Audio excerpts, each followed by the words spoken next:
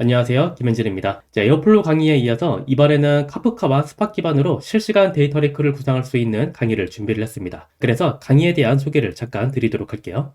자, 이번 강의는 데이터 레이크를 구성해보는 강의고요. 카프카와 스팍을 이용해서 실시간 파이프라인을 구성을 해보고 그걸 기반으로 데이터 레이크를 만들어보는 강의입니다. 데이터 레이크를 만들기 위해서 카프카와 스팍을 아주 기본부터 자세하게 배우게 될 겁니다. 특히 스팍 같은 경우는 스팍의 기본부터 스팍 스트리밍 기능까지 모두 배워보시게 될 거고요. 그리고 챕터마다 대부분 실습이나 과제가 있을 예정이고 아니면 실습이나 과제가 둘 다 있을 수도 있어요. 자, 이런 과정을 통해서 여러분들이 직접 많이 생각해보고 코드를 작성해보시고 그 과정을 통해서 더 많이 배우실 수 있도록 그렇게 강의를 준비를 했습니다. 그래서 여러분들은 실시간 데이터 레이크와 파이프라인을 만들어 보게 될 건데 데이터 레이크는 AWS 클라우드 상에 만들어 보게 될 거예요. 그래서 AWS에 있는 여러 가지 서비스들을 같이 써보게 될 겁니다. 자, 어떤 서비스들을 배우게 될 건지는 제가 뒤에서 설명드리도록 할게요. 자, 특히 이번 강의는 여러 가지 실습을 통해서 실전 프로젝트를 구현해보는 그런 방식으로 작성이 되어 있기 때문에 여러분들이 AWS 상의 데이터 레이크를 만들면서 가용성 테스트도 해보고 여러 가지 문제 해결도 해보고 그리고 성능 튜닝도 해볼 수 있게끔 그렇게 준비가 되어 있습니다. 그래서 여러분들이 단순하게 카프카나 스팍에 대해서만 배우는 게 아니라 데이터 엔지니어로서 알아야 할 여러 가지 지식들을 같이 배우실 수 있게 준비가 되어 있어요. 자, 그러면 어떤 분들이 제 강의를 들으시면 좋은지 잠깐 설명드리도록 할게요. 단순하게는 카프카나 스팍을 배우고 싶으신 분들, 그런 분들도 모두 제 강의 수강 대상이 되실 수 있고요. 아니면은 단순하게 이걸 배우는 것뿐만이 아니라 이걸 기반으로 해서 실시간 파이프라인을 배우고 구성해보고 싶으신 분들, 그런 분들도 제 강의 수강 대상이 되실 수 있고요. 아니면 더 나아가서는 데이터 레이크에 대한 기본을 좀 배우고 데이터 엔지니어로서 여러 가지 알아야 할 지식들과 스킬들을 배우고 싶으신 분들도 제 강의의 수강 대상이 되실 수 있습니다. 자, 그러면 이 강의를 통해서 구체적으로 어떤 도구들을 다루게 될 거고 어떤 부분을 배우게 될 건지 잠깐 설명드리도록 할게요. 자, 제가 준비한 강의는 다양한 실습을 통해서 실전 프로젝트를 구현해 볼 수 있도록 준비가 되어 있다고 말씀을 드렸고요. 자, 우리가 파이프라인을 만들 때 원천 수집서부터 활용까지 이렇게 나누어서 본다면 어떤 파이프라인을 만들 수 있을지 잠깐 설명드리도록 할게요. 먼저 원천 수집 같은 경우는 서울시 공공데이터 API를 이용해서 따릉이 정류소에 대한 실시간 정보를 수집을 해볼 거예요. 자, 이 데이터는 카프카를 이용해서 수집을 해볼 겁니다. 그러니까 카프카를 이용해서 수집하고 그 데이터를 프로듀스 해보는 내용까지 작성을 해볼 거예요. 컨슈머와 프로듀서 모두 작성을 해볼 거고 참고로 이 프로그램들은 컴플러트 파이썬 카프카를 이용해서 작성을 해보게 될 겁니다.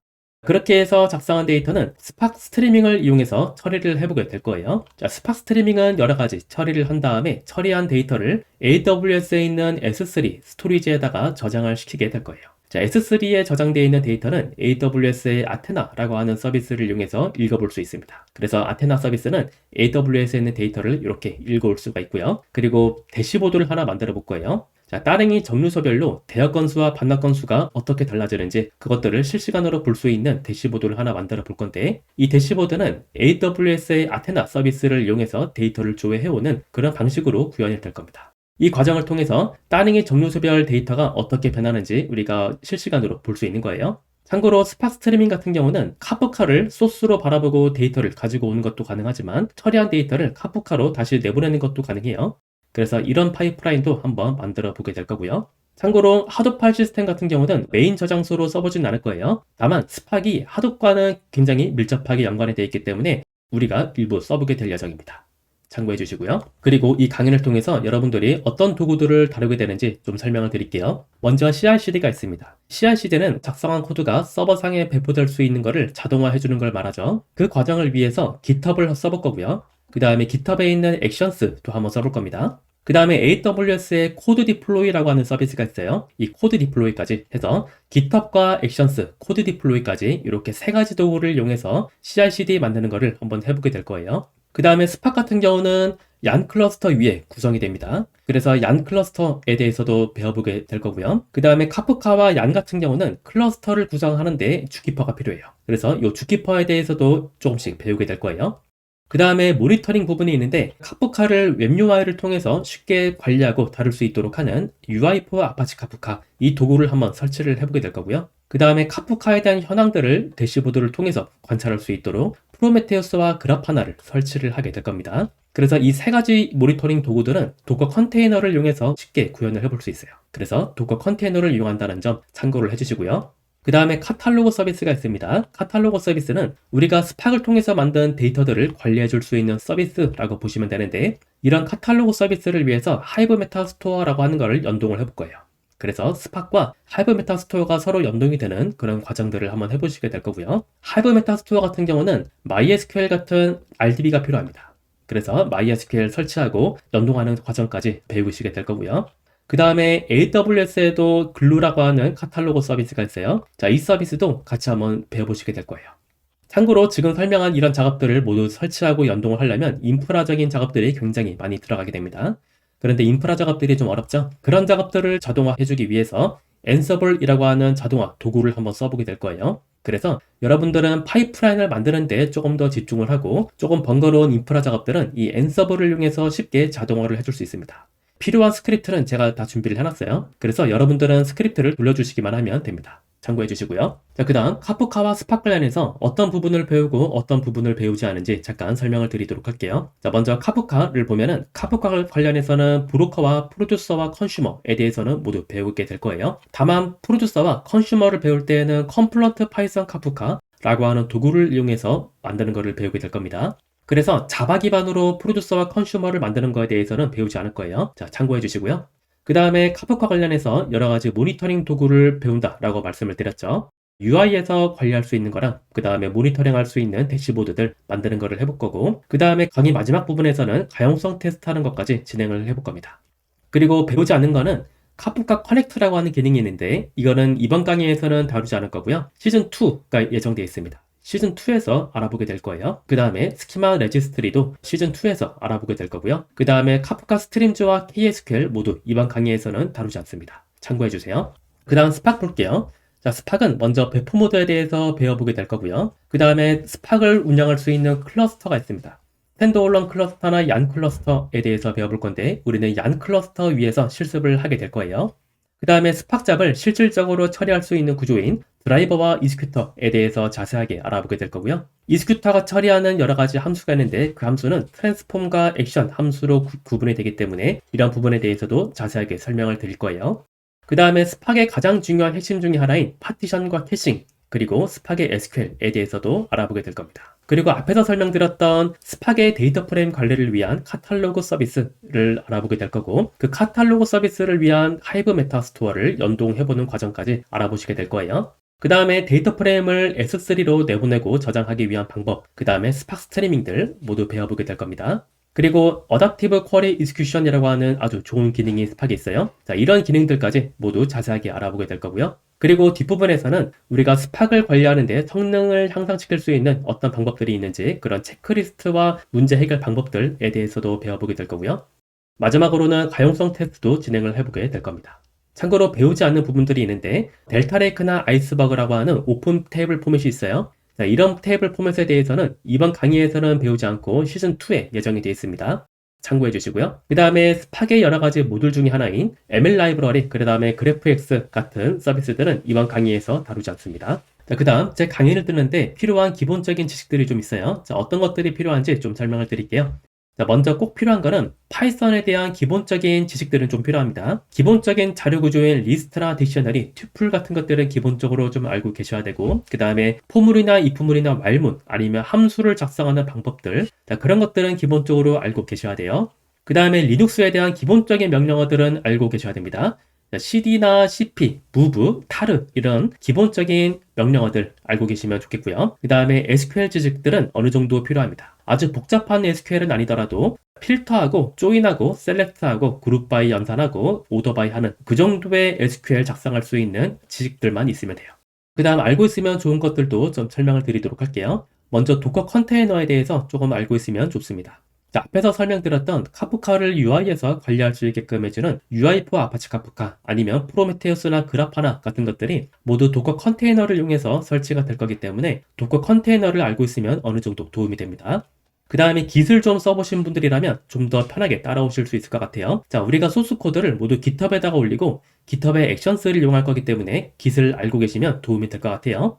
그 다음에 파이썬 클래스를 작성해 본 경험이 있으시다면 실습을 진행하는 데 있어서 조금 더 편하게 따라오실 수 있을 것 같아요. 실습에서 진행되는 대부분의 파이썬 프로그램들은 클래스 구조로 작성이 됩니다. 그래서 클래스 구조를 이해하고 작성해 보신 분들이라면 조금 더 편하게 실습을 진행해 보실 수 있을 것 같아요. 그 다음 실습 사양 안내를 좀 드릴게요. 자, 이번 강의는 대부분 AWS 위에서 실습이 진행되기 때문에 사실 여러분들 수강하시는 컴퓨터의 성능을 높일 필요는 없습니다. 자, CPU나 디스크 모두 무관하고요. 다만 메모리는 4GB 이상 정도만 충족되시면 됩니다. 그리고 인터넷만 되면 언제든지 실습이 가능한 그런 구조라고 보시면 될 것 같아요. 마지막으로 강의에 대해서 궁금할 만한 내용들 소개를 드리고 마치도록 할게요. 먼저 수업은 어떤 방식으로 진행되는지 다시 한번 설명드리면 카프카와 스팍에 대한 단순한 설명보다는 실전처럼 파이프라인을 구성을 해볼 겁니다. 그래서 CI/CD 연계, 모니터링, 가용성 테스트, 트러블 슈팅까지 다 경험을 해보실 수 있고요. 최대한 현업에서 이해하는 수준으로 경험할 수 있게 강의 내용이 구성이 되어 있습니다. 그리고 강의 내용은 기본적으로 설명을 한 다음에 실습을 진행을 하고 그 다음에 일부 챕터에서는 과제가 주어질 거예요. 물론 실습이 없는 챕터도 있을 수 있지만 기본적으로 실습과 과제가 있는 구조라고 보시면 됩니다. 과제 같은 경우는 해당 챕터를 얼마나 잘 이해하셨는지 그런 것들을 확인하기 위한 용도로 진행이 될 거고요. 아니면 다음 강의를 이어나가기 위한 내용들로 구성이 되어 있을 수 있습니다. 그리고 여러 가지 연계하는 작업들이 필요하기 때문에 수업 중에 인프라 구성하는 작업들이 많이 필요할 수 있어요. 그런데 앞에서 설명드렸듯이 인프라 구성하는 작업들은 앤서버를 이용해서 쉽게 진행을 해볼 수 있습니다. 그래서 여러분들은 필요한 내용에만 집중할 수 있도록 강의가 구성이 되어 있다는 점 참고해 주시면 좋겠어요. 그 다음 두 번째, 여러분들이 강의를 들으면서 많은 실습 파일들을 작성을 하시게 될 건데 그 실습 파일들을 미리 보고 다운로드 받을 수 있는지 궁금하시다면 당연히 받을 수 있습니다. 제가 미리 만들어 놓은 소스 코드들은 여기 들어가시면 볼 수가 있고요. 자, 여기 들어가시면 소스 코드도 볼 수 있지만 여러분들이 실습을 하면서 직접 GitHub 레퍼지토리를 만들고 거기다가 소스 코드를 올려보는 실습을 하게 될 거예요. 총 3가지 레퍼지토리를 여러분들이 만들고 올려보게 될 겁니다. 하나는 스팍 어플리케이션과 관련된 코드들 만들고 올릴 레퍼지토리 하나, 두 번째는 카프카 프로듀서와 관련된 코드들 만들고 올릴 레퍼지토리 하나, 그 다음에 컨슈머 관련된 코드들 올릴 레퍼지토리 하나 해서 총 3가지 레퍼지토리를 여러분들이 직접 만들게 되실 거예요.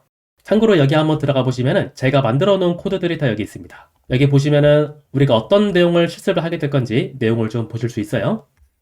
그리고 챕터마다 필요한 코드는 제가 강의 안에서 상세 URL로 따로 제공을 할 거예요. 여러분들은 강의를 보면서 그 URL을 따라서 들어오시면은 코드를 쉽게 보실 수 있습니다. 참고해 주세요. 그 다음 세 번째, 강의 자료도 다운로드 받을 수 있는지 궁금하시다면 당연히 다운로드 받을 수 있습니다. 그리고 강의 자료는 PDF 파일로 제공될 건데 총 1000장이 넘습니다. 왜 이렇게 많은 PDF 파일이 적용되냐라는 게 궁금하다면 강의 내용으로도 제가 충분히 설명을 드리긴 하겠지만 여러분들의 강의를 들으시고 난 후에 오프라인에서 복습을 하실 때 강의 내용을 기억하기 쉽도록 최대한 강의 자료에 강의 내용을 대부분 다 담았습니다. 그래서 여러분들이 PDF 파일로만 봐도 나중에 기억이 충분히 살아나고 이해가 되실 거라고 생각을 해요. 그 다음 데이터 분석을 다루는지에 대해서 말씀을 드린다면 이번 강의에서는 데이터 분석은 다루지 않습니다. 순전히 데이터 엔지니어링과 관련된 내용으로만 구성이 되어 있고요. 파괴는 ML 라이브러리라고 해서 데이터 분석을 할 수 있는 라이브러리가 포함이 되어 있지만 이번 강의에서는 해당 부분은 다루지 않는다라는 말씀이고요. 하지만 스팍 ML 라이브러리를 여러분들이 쓰시려면 스팍을 제대로 알고 써야 성능을 발휘할 수 있어요. 그렇기 때문에 스팍에 대한 기본 원리를 이해하고 어떻게 하면 스팍이 조금 더 성능을 높일 수 있는지에 대해서 배우고자 한다면 이번 강의를 통해서 충분히 배워보실 수 있을 거라고 생각을 합니다. 그 다음 다섯 번째, 자, 우리가 AWS 위에서 실습을 진행하게 될 건데 AWS의 실습 비용은 얼마나 나오게 될지가 좀 궁금하죠. 자, 결론적으로 말씀드린다면 한 달에 약 40시간 정도 수강하신다면 약 4만원 정도의 비용이 발생할 걸로 예상을 합니다. 이거는 환율마다 조금 다른데 현재 환율이 약 1,430원이기 때문에 이때 기준으로 봤을 때 약 4만원 정도 발생한다 라고 보시면 될 것 같아요. 참고로 대부분의 AWS 비용은 EC2, 그러니까 컴퓨팅 서비스에서 발생한다라고 보시면 돼요. 그리고 EC2 서비스 같은 경우는 서버를 내리면 더 이상 비용이 발생하지 않는 구조이기 때문에 여러분들이 수강하시고 실습하고 과제를 하시고 난 다음에는 반드시 서버를 중지를 해주시는 게 중요해요. 자, 그래야 비용을 좀 절감할 수 있습니다. 자, 이렇게 서버를 잘 중지하셨을 때 한 달에 40시간 정도 수강하신다면 4만원 정도 발생한다 라고 말씀을 드리는 거예요. 그리고 또 하나 중요한 게 하나 있는데 완강을 빨리 할수록 비용이 좀 감소합니다. 자, EC2 서비스 같은 경우는 서버를 올릴 때 비용이 발생하지만 그 서버에 연결되어 있는 스토리지 볼륨이 있습니다. 그 스토리지 볼륨은 서버를 중지를 해도 비용이 발생하는 구조예요. 그래서 이 비용이 한 달에 약 26,000원 정도 발생하게 돼요. 그래서 여러분들이 40시간을 사용한다 하더라도 한 달에 40시간을 듣냐 아니면 두 달 동안에 40시간을 듣냐에 따라서 발생하는 비용이 또 다릅니다. 만약에 두 달 동안 40시간을 들으신다라고 한다면 한 달에 26,000원 정도가 더 발생한다 라고 보시면 돼요. 그래서 여러분들의 실습 비용을 정함하시려면 가급적이면 완강을 빠르게 하고 AWS의 서비스를 종료를 시켜주는 게 중요합니다. 자, 마지막 6번째입니다. 자, AWS 서비스를 쓰지 않고 그냥 로컬 컴퓨터에서 가상화 서버를 만들어서 써도 되냐가 궁금할 수 있는데 아쉽게도 그거는 좀 어려울 것 같아요. 자, 이번 강의는 AWS 위에 데이터 레이크를 구축하고 여러 가지 AWS 서비스를 사용하도록 구성이 되어 있습니다. 자, AWS의 S3 같은 스토리지를 저장소로 사용하고 그 다음에 코드 디플로이를 이용해서 코드 배포도 해보고 글루와 아테나 서비스를 이용해서 S3에 저장되어 있는 데이터를 읽고 쓰는 그런 작업들을 해보게 될 거예요. 그리고 카프카와 스팍 용도로 AWS의 EC2 서버를 총 6대를 올려볼 겁니다. 자, 로컬 컴퓨터에서 가상화 서버 6대를 구동하기도 어렵지만 만약에 가능하더라도 AWS를 따라서 사용을 해주셔야 됩니다. 자, 여기까지 강의에 대한 소개를 모두 마치도록 하고요. 그러면 본 강의에서 뵙도록 하겠습니다. 감사합니다.